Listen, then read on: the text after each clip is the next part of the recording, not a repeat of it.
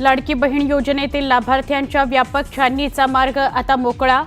आयकर भरणाऱ्या बहिणींना आता 1500चा लाभ मिळणार नाही।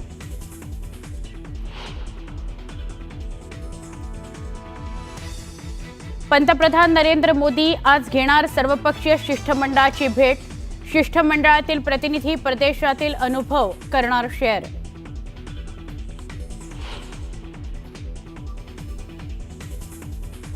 महाराष्ट्र आणि हरियाणा विधानसभा निवडणुकांच्या मतदानावर याद्यांचा डेटा शेअर करण्याचा केंद्रीय निवडणूक आयोगाचा निर्णय। राहुल गांधींनी निकालावर आक्षेप घेत बोगस मतदान झाल्याचा केला होता आरोप।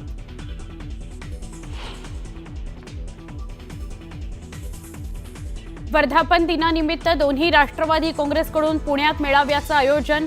बालगंधर्व रंगमंदिरात शरद पवारांच्या राष्ट्रवादी काँग्रेसचा मेळावा तर अजित पवारांचा बालेवाडीत मेळावा।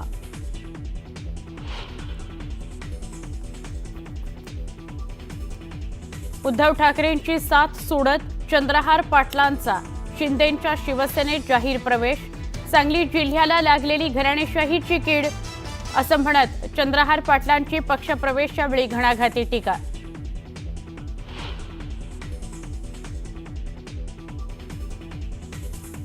गुलदार युद्धनौका सिंधुदुर्गातील निवती रॉक इथं स्थापित होणार।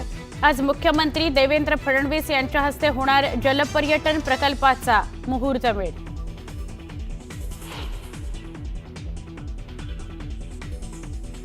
13 जूनपासून मॉन्सून पुन्हा राज्यात होणार सक्रिय। 12 आणि 13 तारखेला कोल्हापूर आणि सिंधुदुर्ग जिल्ह्यांना ऑरेंज अलर्ट।